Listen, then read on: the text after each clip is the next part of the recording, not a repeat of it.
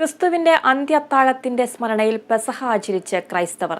ദേവാലയങ്ങളിൽ കാൽക്കഴുകൽ ശുശ്രൂഷയും കുർബാനയുടെ സ്ഥാപന ഓർമ്മയും വിശ്വാസികൾ ആചരിച്ചു.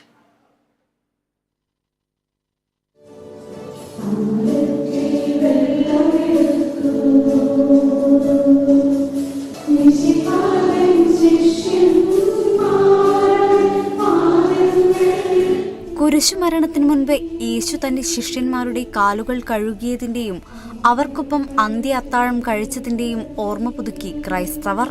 സീറോ മലബാർ സഭ തലവനും മേജർ ആർച്ച് ബിഷപ്പുമായ Raphael Thattil Irinjalakuda Thazhekad saint Sebastian's major archiepiscopal പള്ളിയിൽ രാവിലെ 6:30 കാൽക്കഴുകൽ ശുശ്രൂഷയ്ക്ക് നേതൃത്വം നൽകി. ഇന്ന് പെസഹ വ്യാഴം, നാളെ ദുഃഖവെള്ളി, വലിയ ശനിയാഴ്ച, ഉത്ഥാന പെരുന്നാൾ. ഒരുപാട് പ്രാർത്ഥനയുടെയും പ്രായശ്ചിത്തത്തിൻ്റെയും ദിവസങ്ങളും യാമങ്ങളൊക്കെയാണ് ഇത്. ലത്തീൻ സഭ വാരാപ്പുഴ അതിരൂപത arch bishop Joseph Kalathiparambil Ernakulam saint Francis Assisi cathedral കാൽക്കഴുകൽ ചടങ്ങ് നടത്തി. ഓർത്തഡോക്സ് യാക്കോബായ പള്ളികളിൽ ഉച്ചയ്ക്ക് ശേഷമായിരുന്നു പ്രത്യേക പ്രാർത്ഥനാ ചടങ്ങുകൾ.